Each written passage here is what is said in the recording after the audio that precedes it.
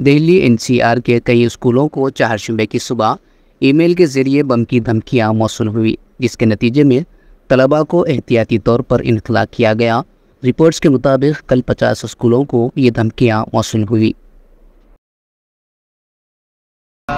वो काफ़ी स्कूल्स में आज ये ईमेल आया है और कल कुछ हॉस्पिटल्स में भी आया है, तो उस पर अलग से काम चल रहा है।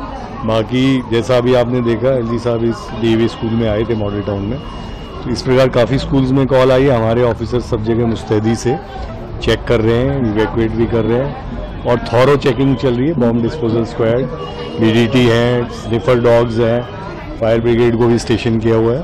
तो किसी प्रकार का हम कोई चांस नहीं ले रहे हैं, पूरी तरह से उसको चेक करके और बच्चों की सेफ्टी को इंश्योर कर रहे हैं। दिल्ली के जैसे ईस्टर्न रेंज में ही करीब 15 स्कूल में आ चुकी थी।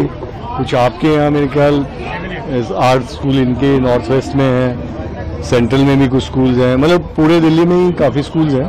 तो मुझे लग रहा है हर डिस्ट्रिक्ट में on an average 5 to 10 schools हैं, तो काफ़ी स्कूल्स में आ चुके हैं। आपको क्या लगता है कि क्या हॉक्स कॉल ही है या किसी ने केवल डराने की कोशिश? Even if it is a hoax call we can not take chances. तो हमें तो पूरी अपनी कार्रवाई करनी है, वो तो बाद में पता चलेगा कि क्या है, लेकिन जो भी कॉल आती है हम उसको सीरियसली लेते हैं। गाजियाबाद और नोएडा में भी इसी तरह की मेल्स मिले हैं, तो क्या वहाँ के जो एडमिनिस्ट्रेशन है, पुलिस है, उनसे भी आप लोग मिलके? नहीं, हम दिल्ली का देख रहे हैं, उनका वो देख रहे हैं। ठीक, thank you. Entity regarding a bomb having been placed in the school, and it's resulted in panic in all the schools in the neighborhood.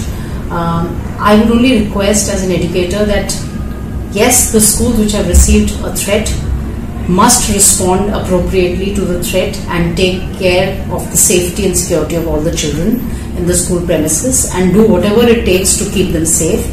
At the same time, all the other schools in the neighborhood also need to ensure that they do not participate in the panic by unnecessarily sending messages and creating a panic by shutting down schools and early dispersals, because it's leading to a lot of anxiety and fear in the parents.